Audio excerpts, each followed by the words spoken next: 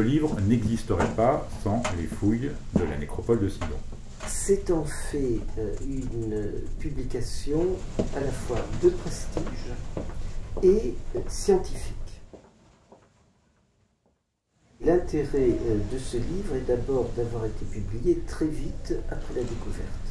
La découverte a été faite au début de l'année 1887. Il faut remarquer la date de parution du livre, 1892. Donc on est exactement 5 ans après la découverte. La fabrication du livre, qui est luxueux, qui est de très grand format, a duré 2 ans. Osman Hamdi Bey a été envoyé sur place en tant que responsable des musées impériaux de Constantinople. Et là, il a fait une fouille systématique de toute la nécropole royale.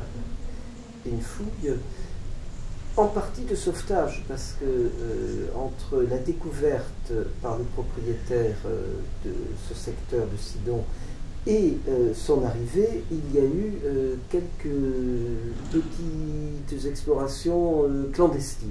Des voleurs. Très peu. Des pillards. voleurs, exactement, des pillards, mais modernes.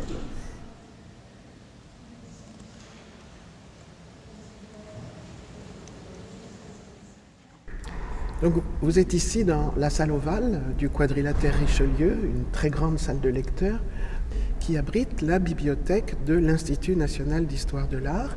Bibliothèque qui offre aujourd'hui environ 1 500 000 documents à ses lecteurs et chercheurs et qui a été fondée au début du XXe siècle par un grand couturier, Jacques Doucet, qui a constitué une bibliothèque absolument fabuleuse de documents en un temps extrêmement rapide, puisque en 5 ans, il avait déjà rassemblé, avant la guerre de 14, autour de 500 000 documents.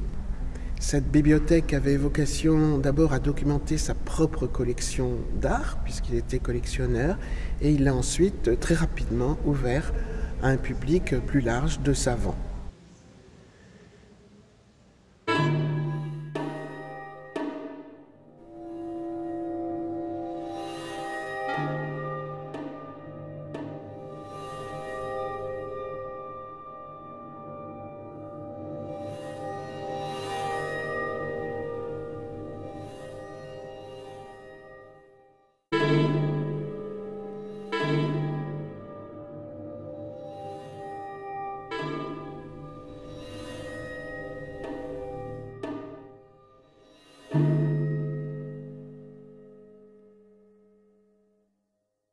Pour le volume du texte, il y a 2 auteurs.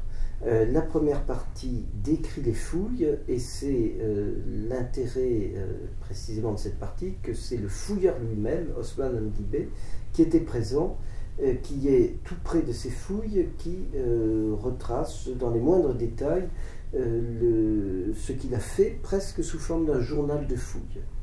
La deuxième partie, c'est le commentaire archéologique, et pour cela, Osman Hamdi Bey a fait appel à Théodore Reynac.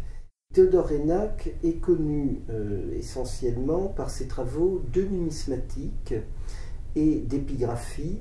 Théodore Reynac n'était pas sur place, mais il a étudié les sarcophages et il les présente comme un archéologue qui étudie avec des comparaisons les objets découverts. Les 2 auteurs se complètent.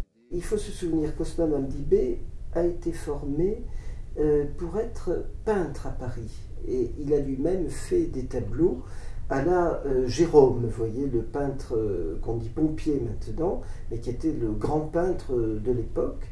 Et ses qualités de précision, cet intérêt pour le détail, transparaît bien dans sa présentation de la fouille.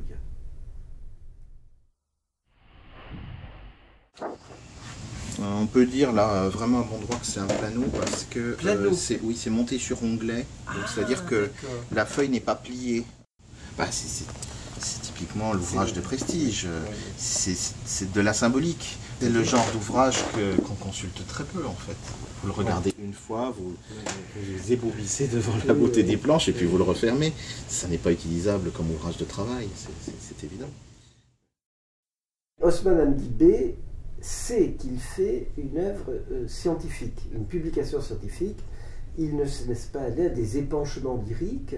Simplement, en le lisant, on s'aperçoit bien qu'il est déçu, notamment en ouvrant une des chambres, de voir que les sarcophages sont pleins d'humidité, qu'ils ont été brisés par les violateurs de la sépulture dans l'Antiquité, et il regrette, il exprime son regret en termes évidemment très vifs.